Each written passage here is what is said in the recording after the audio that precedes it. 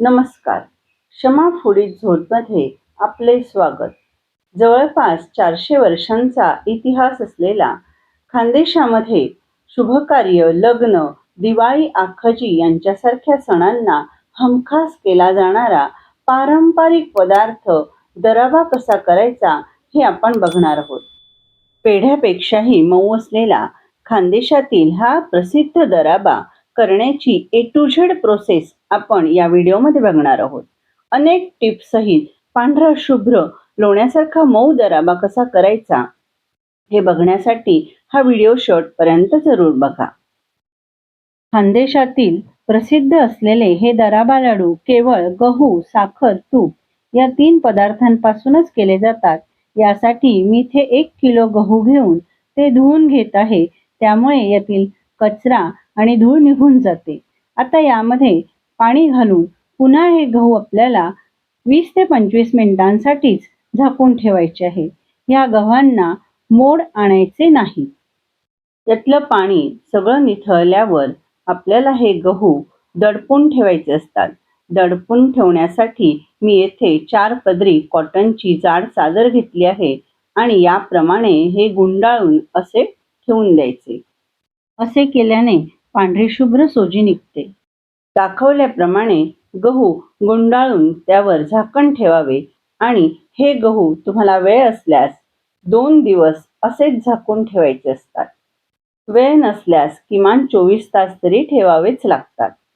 याप्रमाणे हे गहू तयार झाले आहेत. हे ओलसरच असतात. दाताखाली तुकडा तोडून बघितल्यास तो कट्टकन आवाज येऊन तुटतो. मग याचं पीठ असं दळून आणायचं आहे.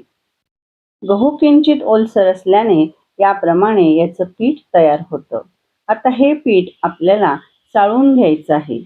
पीठ चाळण्यासाठी मी येथे सुरुवातीला जाड चाळणी घेतली आहे. त्यामुळे जाड कोंडा जो आहे तो सगळा निघून येतो. याप्रमाणे आपल्याला हे पीठ चाळून घ्यायचं आहे.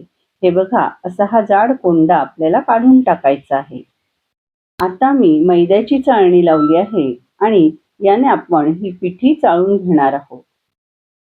दराबाचं विशेष म्हणजे हे लाडू अगदी पांढरे शुभ्र असतात.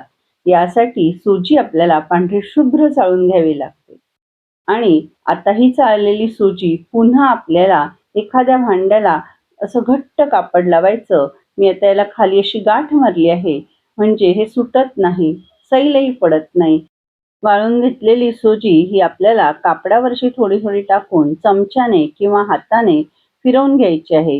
हा किंचित जाडसर असा रवा वर राहतो, तो आपल्याला एका भांड्यामध्ये काढून घ्यायचा आहे.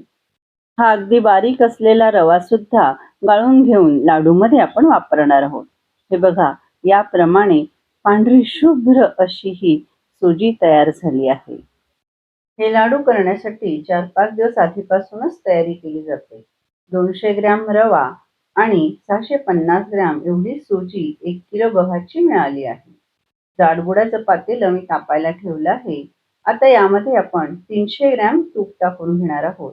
60 ते 70 ग्रॅम तूप आपण सुजी भाजताना मध्ये मध्ये घालणार आहोत. तूप तापले काय बघण्यासाठी चिमटीभर रवा यात टाकून बघितला आणि हा गाळून पाखडून घेतलेला रवा या तुपामध्ये मंद आचेवर 2 मिनिटांपर्यंत परतून घ्यायचं आहे.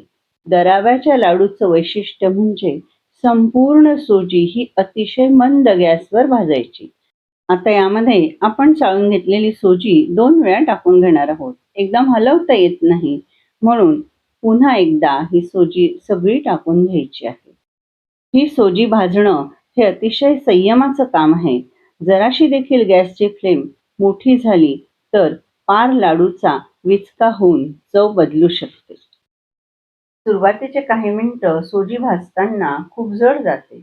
आता 10 मिनिटांनंतर मी यामध्ये थोडं तूप घालणार आहे. तूप मध्ये मध्ये थोडं थोडं घालावं, त्यामुळे सुजी खमंग भाजली जाते. जसं जसं आपण भाजत जाऊ तसं तसं पीठ थोडं हलकं होऊ लागतं.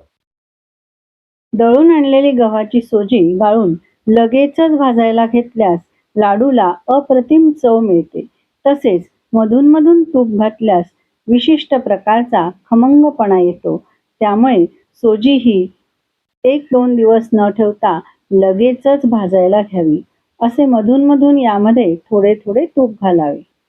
ही सोजी नीट भाजली गेली नाही, कचवट राहिली तर लाडू हे तुपकट होऊन लवकर खराब होतात आणि खाताना टाळ्याला चिकटतात. सोजी भाजताना असा हात लालसर होतो आणि म्हणूनच दराब्याचे लाडू हे अत्यंत मेहनतीचे लाडू आहेत. पण याची भन्नाट चव आणि तोंडात टाकताच हा लाडू विरघळतो.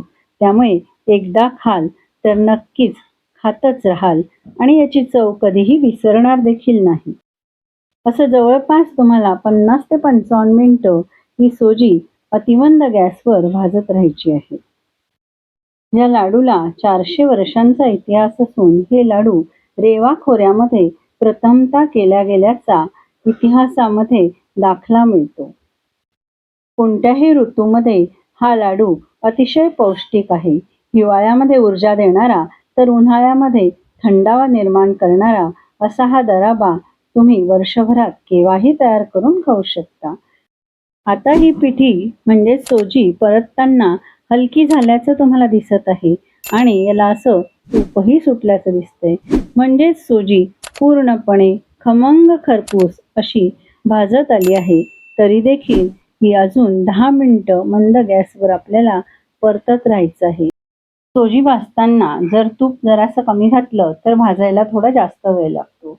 असा रंग बदलला आणि तूप सुटू लागलं तसंच उलटणीवरून ही सहज अशी घसरली म्हणजे सोजी पूर्ण भाजून झाली असे समजावे. गॅस बंद करावा आणि पसरट भांड्यामध्ये अशी गार करण्यासाठी काढून घ्यावी. सोजी पूर्णपणे गार झाल्यावरच 24 ते 36 तासांपर्यंत झाकून ठेवावी. गरम गरम झाकल्यास पाणी सुटून सोजी खराब होईल.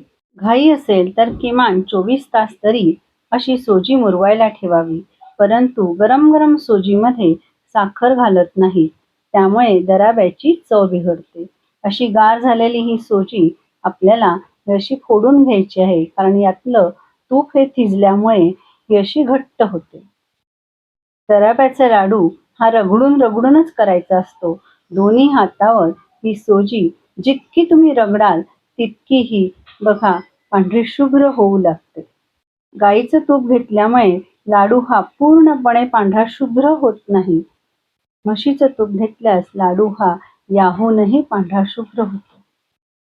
तूप सुटेपर्यंत दराबा चांगला रगडून घ्यावा, म्हणजे तो अगदी लोण्यासारखा सॉफ्ट होतो. ज्याला हाताने मळायचं नसेल त्याच्यासाठी मी एक ट्रिक तुम्हाला नंतर दाखवणार आहे.